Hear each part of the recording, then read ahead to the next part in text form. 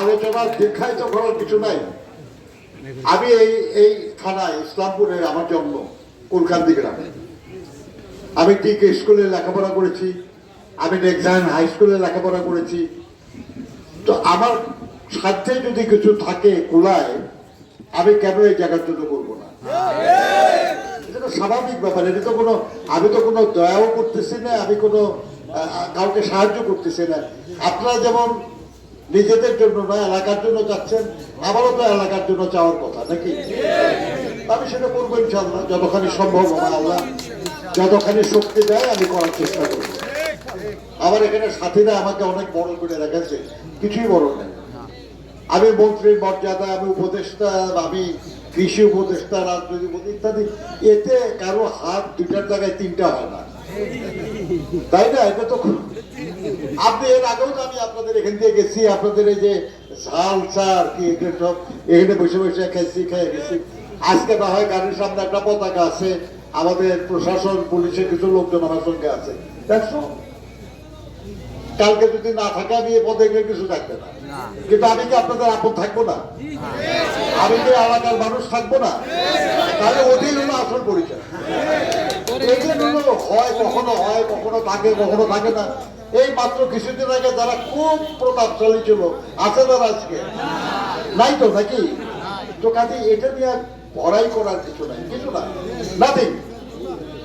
আল্লাহ যখন যাকে যতটা সময় দিবে, সুযোগ দিবে, এটা জনগণের জন্য কাজে লাগাইলে ইতিহাসে সে বেঁচে থাকবে, আর না হলে মানুষ তাকে মনে রাখবে না। আল্লাহ যদি আমার হাত দিয়ে এই এলাকার ভালো কোনো কাজ করতে দেয়, তাহলে আপনারা মনে রাখবেন, আপনাদের পরে যারা আসবে তারা মনে রাখবে। এটা তো আপনার, আমি তো এটা মানে আপনাদের ভালোর জন্য না, তো আমার ভালোর জন্য তো করতেছি। তো আল্লাহর মেহেরবানি, শুধু আপনারা দোয়া করবেন এবং আপনারা সহযোগিতা করবেন। আমি শহীদ জিয়ার সঙ্গে কাজ করেছি। যেদিন বিএনপি প্রতিষ্ঠা হয় তখন থেকে আমি বিএনপিতে, আমি শহীদ জিয়ার কমিটিতে শ্রমিক বিষয় সম্পাদক ছিলাম। বেগম খালেদা জিয়া আমাকে যুগ্ম মহাসচিব করেছেন, দপ্তরের দায়িত্ব দিয়েছেন, স্থায়ী কমিটির সদস্য করেছেন, আমি আছি। তারেক রহমান সাহেবের সঙ্গে আমি কাজ করছি। অনেক দুঃসময় গেছে, অনেক দুঃসময়। আমার কাছে খুব মজা লাগে। আমাকে মন্ত্রী হিসাবে যে বাড়ি দেওয়া হয়েছে, এটা হলো 35 মিন্টু রোড। ইচ্ছা করে ঠিকানাটা বললাম, তাতে করে আল্লাহর মেহরবানিতে ঢাকায় গেলে কেউ আমার বাসায় আসতে পারে, এই জন্য ঠিকানাটা বললাম। 35 মিন্টু রোড, মনে রাখবেন। এই 35 মিন্টু রোডে আমাকে যখন প্রথম দেখতে দেওয়া হলো, পূর্তমন্ত্রী, প্রতিমন্ত্রী, তারা বললো যে আমার অনেক বয়সের ছোট তারা, আমার বলে এটা ওখানে দেখেন, আপনার পছন্দ হলে আপনার ওটা আপনার বরাদ্দ দেবেন। আমি গেলাম দেখতে। আর কি আপনার এটা 1906-07 সালে তৈরি বাড়িটা, অর্থাৎ এর বয়স হলো 115-16 বছর। এই বাড়িটার বয়স। বঙ্গভঙ্গ যখন হয়েছিল, পূর্ব বাংলা যখন আলাদা রাজ্য হলো, তখন ব্রিটিশ শাসকরা আমাদের এখানে আসলো, তাদের থাকার জন্য এগুলা করা হয়েছিল। এই মানে ছাদ দিয়ে পানি পড়ে, তারপরে আপনি এটা এক্সটেন্ড করা মুশকিল, কারণ ইট সুরকির বাড়ি।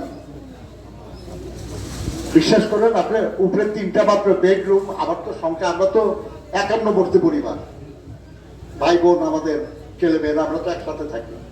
অনেকের জন্য এটা অনেক বড়, কিন্তু আমার জন্য খুব বড় নেই, কারণে আমরা তো একসাথে থাকি। আমরা পুরোনো থাকবো, অসুবিধা কি?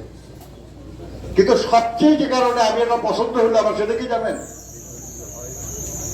এই 2024 সালের জুলাই আগস্টের যে আন্দোলনটা হলো, গণঅভ্যুত্থান, সেই সময় আমি জেলে ছিলাম। আমি 6 আগস্ট বের হয়েছি জেল থেকে।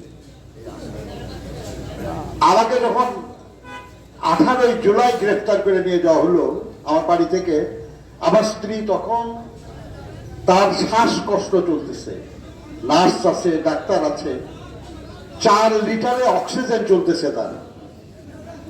সেই অবস্থায় আমাকে